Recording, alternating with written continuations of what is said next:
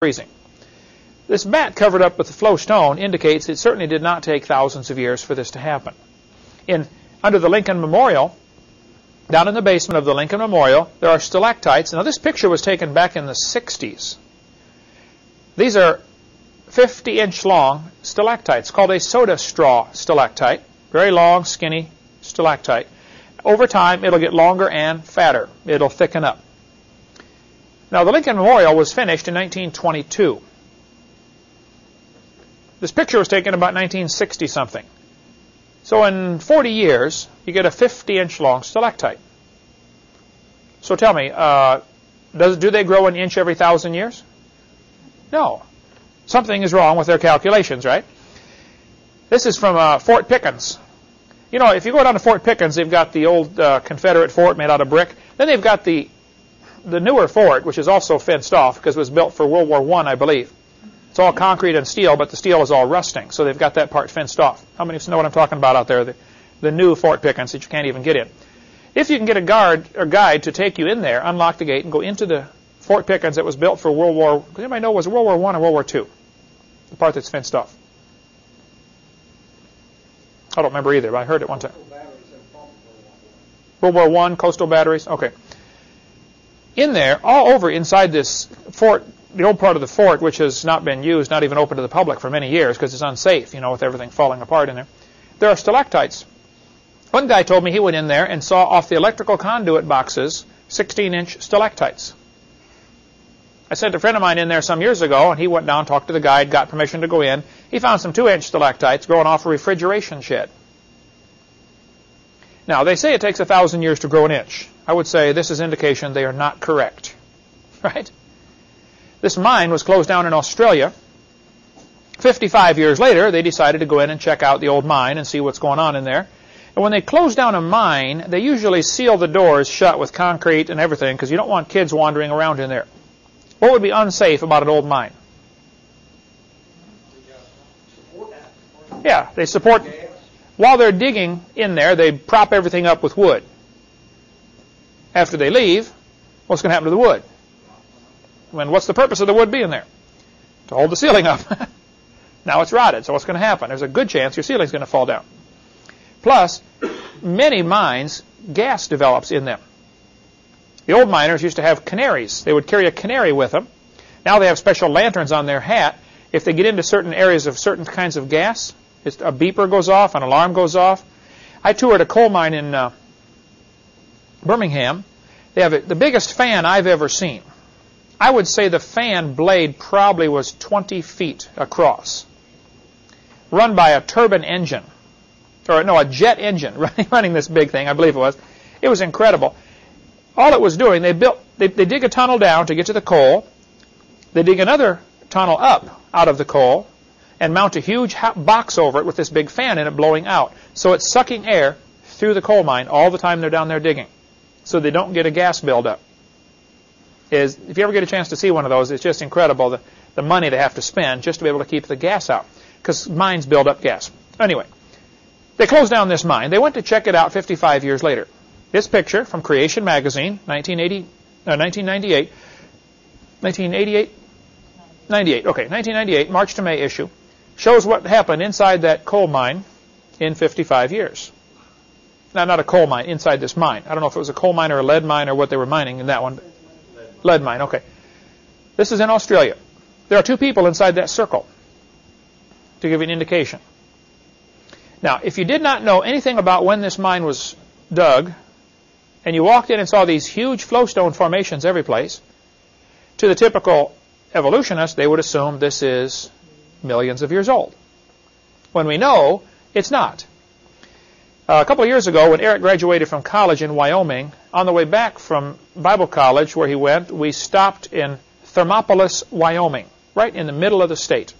Thermo means heat. This is called Thermopolis because there are hot springs that bubble up out of the ground. We stopped and saw the Teepee Fountain. In 1903, a guy had a mineral spring on his property, so he stuck a pipe in it, made the water bubble out the pipe. I didn't get to see the size of the pipe, but I would guess it's probably about a 4 or 6 inch diameter pipe. The water came up at the top of the pipe and ran down the sides. As it ran down, it evaporated, some of it, leaving behind a mineral deposit. You get these under your sink. How many have seen where your sink is dripping, you get the mineral deposits build up there, okay? Or the bathtub drips. Well, the guy died, and the pipe has been in his yard now for 97 years. Here's a picture of me standing next to it after 97 years. That would take some lime away, wouldn't it, to dissolve that?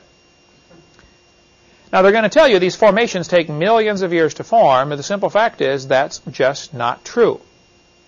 Under the right conditions, they can form very quickly. So don't let anybody tell you it takes millions of years. At the current erosion rate, the mud slides off the mountains, or it washes out down into the ocean. Eventually, it ends up from the top on the bottom. We have landslides, mudslides, ground creep. In California, when we lived out there, there are huge areas of California. They don't allow you to build a house. Because when the ground gets full of water, it all slides down. The whole mountainside slides down.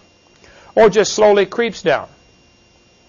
And you can see evidence of this all over the place. They put telephone poles in, and a couple years later the pole is leaning, and pretty soon, you know, it's laying flat on the ground. Because the ground is sliding down. And it's just, it wouldn't be safe to build there. So we have landslides, mass wasting, ground creep, avalanches. Does the ground ever fall up? No, it's always down, right? So at the current rate of erosion, estimates are the continents will erode flat in 14 million years. I don't know that the number is accurate, but the concept is certainly right. The book In the Beginning by Walt Brown has great information on erosion rate of the continents, if you want to get more on that. Now here they're going to tell us we've got fossils that are 600 million years old.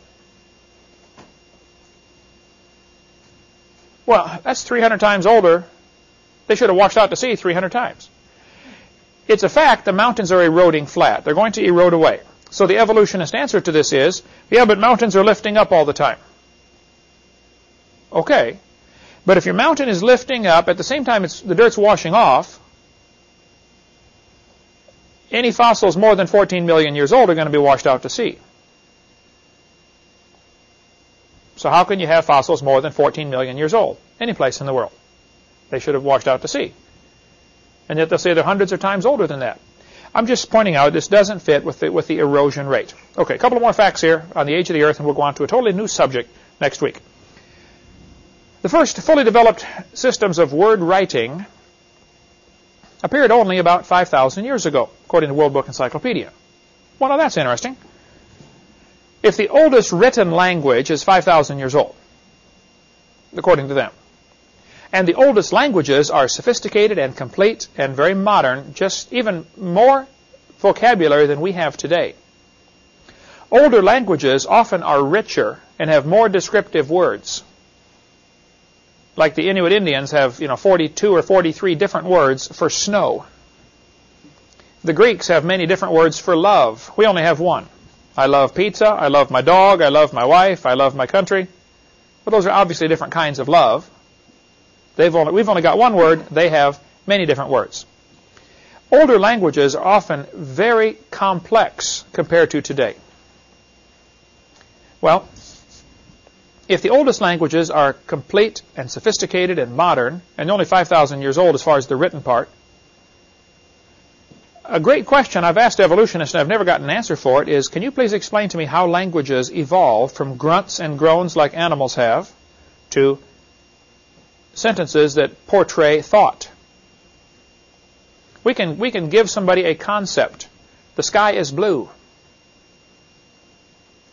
What kind of a grunt would you have to tell an animal to do to explain to his brother or sister the sky is blue? They don't have any verbal communication like that. They don't portray